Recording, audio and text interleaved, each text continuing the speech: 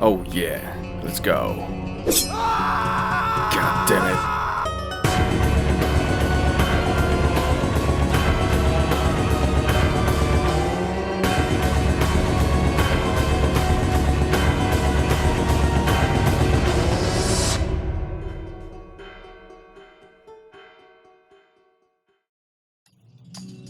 Usually I entertain myself with video games old enough to be cheap enough for me to buy, but also to have their impact visible. It's one thing to talk Panzer Dragoon in 1995 and a completely different discussion in 2137, mostly because everyone's dead. I just enjoy the idea of a closed book. All the copies have been sold, the influence has been drawn, and the gamers and critics alike have the game recede however they may. This is partially why all those remakes we keep getting nowadays confuse my shiny, smooth, contrarian brain, and why my fascination with today's topic at hand is unusual. Halfsword at the time of me writing and recording this is just a demo, so first of all,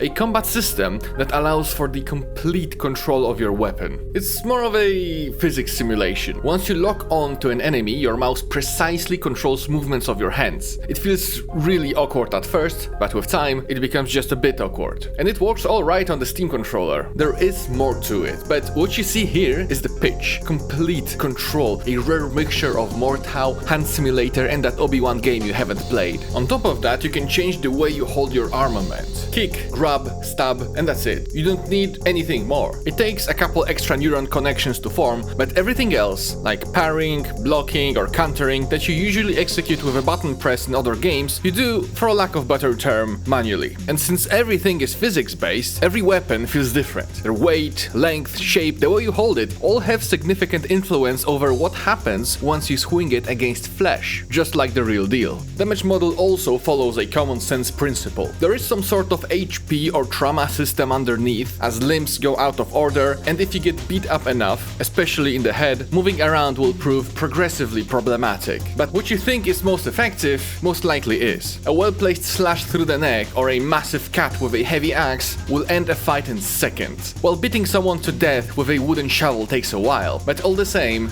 the fight can turn really ugly. Obviously, armor changes things. You cannot stab a full plate, that's the point of it. Fully armored fights take different approach and far more patience, as unless you manage to do a sneaky stab directly between the seams, your best bet is to bash the Tin Man with something that has just lots of inertia. Personally, I prefer the lower ranks, more about them in a second. Important to note is that death is not the only way out. Both your opponents and you can yield. Why would you do it? I leave for later, but I'd say like 40% of fights end in surrender, and yeah, you can still choose to murder people pleading for their life, and I bet you will.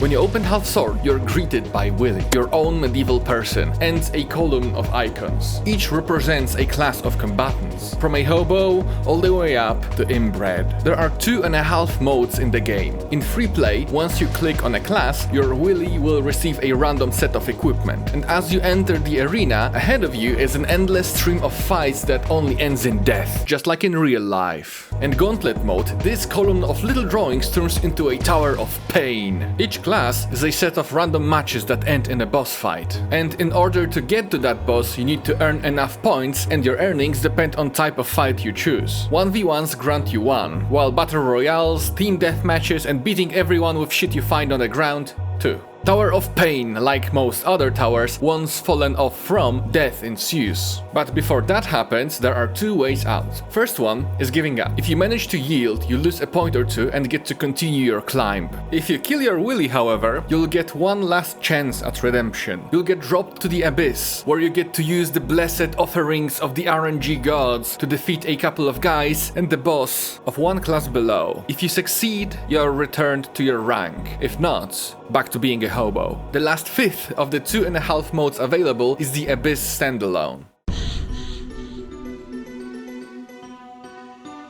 PvP multiplayer, of course. Take a look at this game's Reddit. Those people will break the living fuck out of this game. But leaving it at that would do this combat a disservice. Halfsword could go the gladiator road to freedom's path, with systems on top of systems composing a live sim around fights that somehow loops back to reroute your brain and dictate the way you play moment to moment. But that just wouldn't work.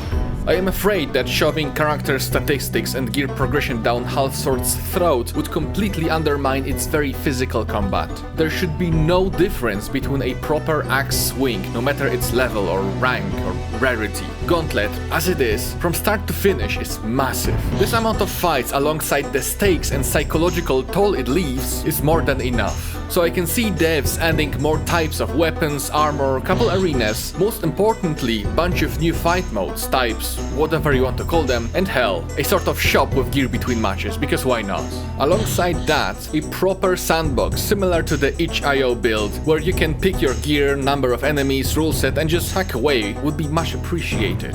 Yeah, that would be neat. I would play the living shit out of that. And I hope you would too. Take care.